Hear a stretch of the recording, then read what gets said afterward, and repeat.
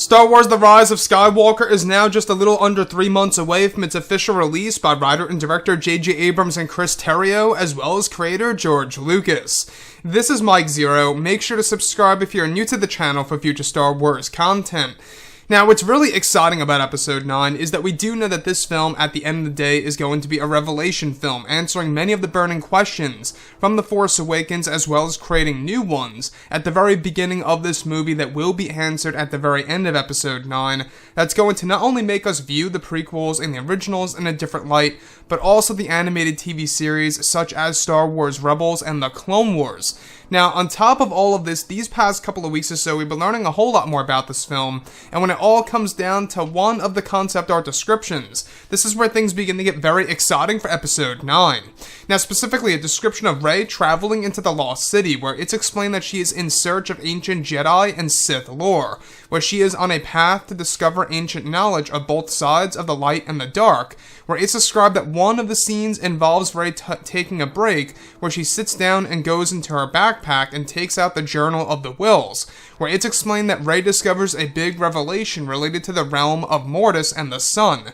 that it was the Wills who allowed the Sun to exist, and that they created the Sun, the father, and the daughter to exist primarily to test the abilities of the light, the dark, and the balance of the two that could be applied to the rest of the galaxy, and that part of the Will's plan for the Sun was to have him eventually show Anakin Skywalker about his dark future of becoming Darth Vader, in which he did in the Clone Wars series. Now, it's explained that in the Journal of the Wills that they were behind the Sun's actions and his interactions with Anakin Skywalker, and that everything that happened between the Son, the father, and the daughter was used as a test for the galaxy of both sides of power and its limits and potential. It's described that the film will connect to the upcoming The Clone Wars Season 7 in 2020 that will also explain all of this further, and that the realm of Mortis is said to secretly be a Force nexus that was made by the Wills that kept the Son, the father, and the daughter to stay as powerful as they could be. So let's go over a couple of parts about this. Now, in case you guys are very much unfamiliar with the Son, the father, and the daughter, also known as the sister, as some people call her, those are key characters in the Clone Wars, and we're going to be learning more about them in The Rise of Skywalker in forms of reference material, as well as in the upcoming Season 7 of the Clone Wars. Now, with that being said, the Wills are the ones who said to be responsible behind all of these different actions between the Son and his interactions with Anakin Skywalker, who the Son really is and how powerful he really is and how he's able to exist. This is all because of the Wills themselves. Now, we talked about this lightly a couple of days ago, but this is most certainly the more interesting part, is that, of course, the Son, the father, and the daughter was all used as a test by the Wills to really test the ability of the light, the dark, and the balance of both sides, of course, and how that can actually be applied to the rest of the galaxy. Now, that's a very interesting side here, the fact that the Wills used these beings as, of course, a test of what the Force can do and the potential of the Force between the father, the Son, and, of course, the daughter, and what they're able to do in the galaxy. Now, what I like about this also is that this connects to the Clone Wars, and it makes a lot of sense as to why,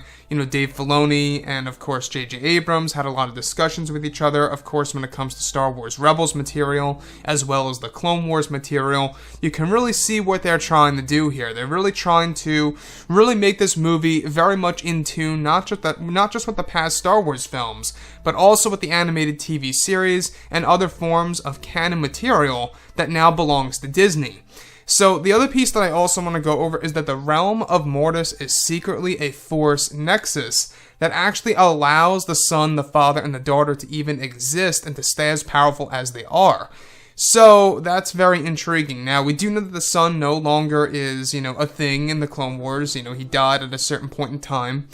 But the thing about that is that we do know that Episode 9 is going to be really changing our perception of the past 8 Star Wars movies the Clone Wars, Star Wars Rebels, some of the books and novels that we have read before in the past, and how that's all going to really just add on to current Star Wars lore in order to really make the Star Wars franchise a little bit more, I guess you could say, in-depth and more expanded in Episode 9. The fact that they are using this movie as a foundation to create new Star Wars lore really is very ambitious of J.J. Abrams. And by the way, we will be learning a lot more about this in the upcoming novelization as well for The Rise of Skywalker, which is actually going to include tons of different pieces of details of what's going to be in the movie, and it's going to serve as an expanded part of the film.